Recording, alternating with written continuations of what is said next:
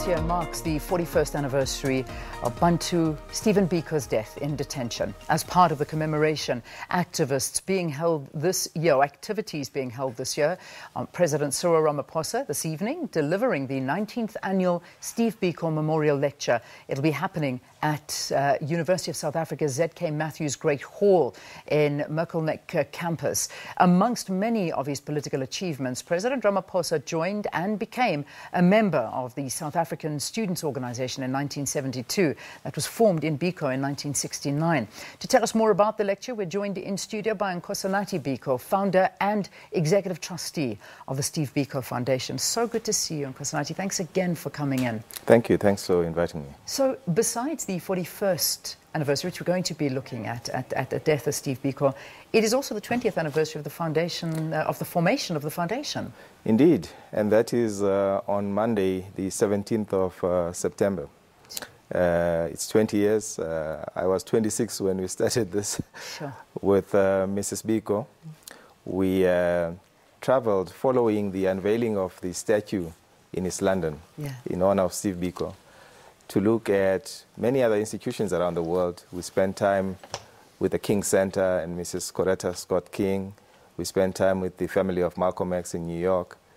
We looked at about 40 other institutions and came back and formulated what is now a 20-year-old baby, the Steve Biko Foundation. Phenomenal. It really is. And every single year when this date comes around, when this time of the year comes around, where people remember Steve Biko, it's amazing how his teachings are so relevant still. And everybody's saying that he was a thinker beyond his time. And what he wrote and said still stands today. And I think to just enhance the influence that he's had, just for the very first time ever, the lecture is being delivered by a sitting president. And this is a big moment, I imagine, for the foundation and for the annual lecture. Well, first, you know, this 41 years is a fight against, you know, forgetting and the loss of memory. Yeah. And there are many institutions that have contributed. I was saying, in fact, to my colleagues that your team has consistently, over the past 20 years, done this and reminded people. So I think that we should never take those for granted. It's in fact not the first time that a sitting president is giving the lecture.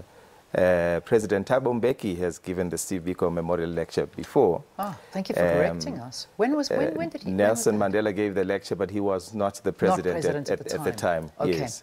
So we have had former presidents, but not only in South Africa. Former President Shisano has given the lecture, and you know, and others. So it depends on the theme that we are at. We're grateful that President Cyril Ramaphosa is giving the lecture. Among other things, it's tied to a broad portfolio of activities. Steve Biko's colleagues are of the average age of 70. He would have been 72 this year. So they are now going into retirement. He was one of them, and he has ascended to lead the country. And we are challenging him to reflect using the lens of black consciousness, which is his formative politics, how it is that he thinks some of the lessons embedded in there could be applied as we think about moving the nation forward. Yeah, and I mean, when we look back at the history of our President Ramaphosa, he's got a track record in student and labour activism, a leading figure in the struggle against apartheid. But the black consciousness movement, what is his connection to all of that?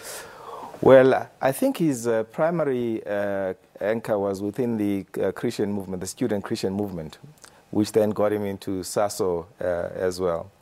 By the way, I think that most of the leadership across the political parties now, most of the leadership of the age of Ramaphosa would, in one or other form, be Baptist of black consciousness. And this is because at that time, at least internally, the most organized voice of resistance was the black consciousness movement. So if you think about it, within the ruling party, the two candidates that were competing for presidency, President Ramaphosa now and Dr. Nkosazana Zuma, She herself was a deputy president of SASO at some point, I think in 1974. So we're talking of a leadership that has been inspired by black consciousness, albeit that people will be now in different political camps. Yeah. This evening, the lecture is going to be covered live here by the SABC. Can you give us some details? What time is it starting? Indeed. So we are expecting people to be seated from around 4 o'clock. It's quite packed, so we are advising people to arrive early. And we should get going with the activities around 6 o'clock. So it will be broadcast on this channel 404. There's a couple of other media platforms that are carrying it. And we hope those that cannot be there physically are going to be able to participate by way of the broadcast. Fantastic. Thank you for talking to us. Good luck with the lecture this evening. So this evening, expect it to come live on Channel 404 at 6 o'clock. Our President Cyril Ramaphosa will be delivering the 19th annual Steve Biko Memorial Lecture. It'll be happening at the University of South Africa. We thank Nkosinathi Biko, the founder and executive trustee of the Steve Biko Foundation, for being our guest here on Morning Live. We still continue to talk about the life of Steve Biko after this, but this time in the form of a play. Stay tuned.